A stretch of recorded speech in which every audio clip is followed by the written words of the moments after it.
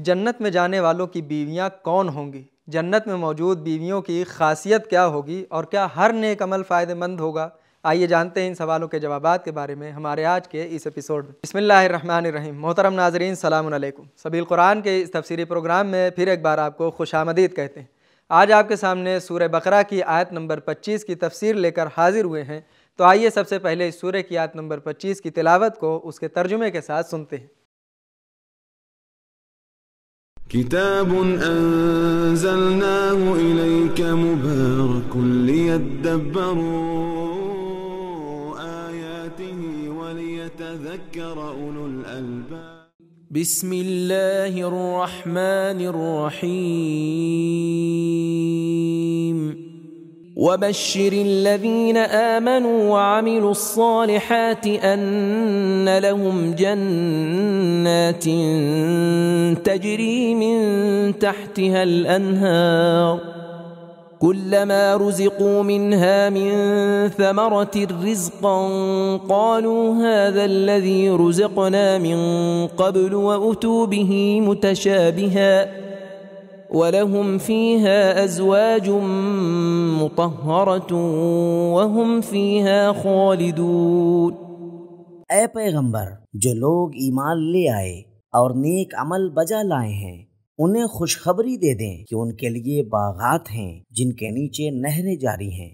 जब भी उन बागात में से फल दिया जाएगा तो कहेंगे ये तो वही है जो पहले भी हमें दिया गया था, जबकि उसी के मुशाबे नेमतें उन्हें दी जाएंगी, वही नहीं। बाग़ जन्नत में उनके लिए पाकीज़ा बीवियां हैं और वो उसमें हमेशा रहेंगे। तिलावत और तर्जुमे को सुन लेने के बाद अब आइए इस आयत के नुकात को भी गौर से सुन लेते हैं।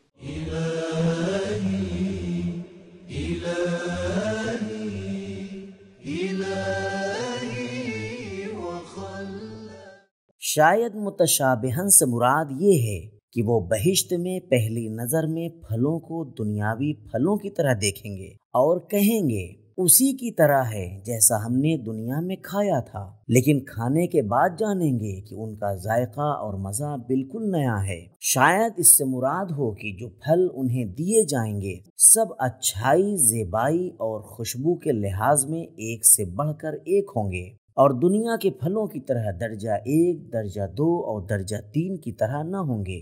कुरान पाक ने आम तौर पर ईमान और अमल साले को इकट्ठा जिक्र किया है, लेकिन ईमान को अमल साले पर मुकद्दम किया गया है। जी हाँ, अगर कमरा अंदर से नूरानी हो गया तो इसके नूर की शुआएं रोशनदान और खिड़की से बाहर की तरफ आएंगी। ईमान इंसान के अंदर को नूरानी कर देता है, कल्ब को नूरानी कर देता है, बल्कि इंसान के सारे कामों को नूरानी कर देता है। ईमान और अमल साले की बहुत ज्यादा बरकतें हैं। कुरान की आयतों में उनकी तरफ इशारा मिलता है। कुरान पाक में ईमान के हमराह अमल साले की 15 बरकतें जिक्र हैं। मुअजमुल मुफहरस की तरफ रुजू से उनके बारे में मालूम किया जा सकता है। बहिश्त में मिलने वाली बीवियां 2 तरह की हैं। हूरुल ईन, ऐसी कि जैसे मोती होते हैं, वो दोशीज़ा और बाकिरा होंगी और उसी आलम में पैदा होंगी। इन्ना अंशानाहुन्ना इंशा, जिन्हें हमने नित नया पैदा किया। सूरह वाक़िया आयत नंबर 35। दुनिया में जो मोमिना बीवियां थीं वो खूबसूरत और ज़ेबा चेहरों के साथ अपने शौहरों के दोष बदोश होंगी। वमन सलहा मिन आबाइहिम व अज़वाजिहिम, यानी वो बहिश्त में खुद भी जाएंगे और उनके नेक आबाओ अजदाद और नेक बीवियां भी। सूरह राद आयत नंबर 23। इमाम सादिक अलैहिस्सलाम से अज़वाजुम मुतहरतुन के बारे में सवाल किया गया। इमाम अलैहिस्सलाम ने फरमाया, बहिश्ती बीवियां हैज या किसी हदस से आलूदा न होंगी। तफसीर रहनुमा व तुर्र मंसूर। नुकात को सुन लेने के बाद अब आइए इस आयत में मौजूदा पैगामात को भी गौर से सुनते हैं।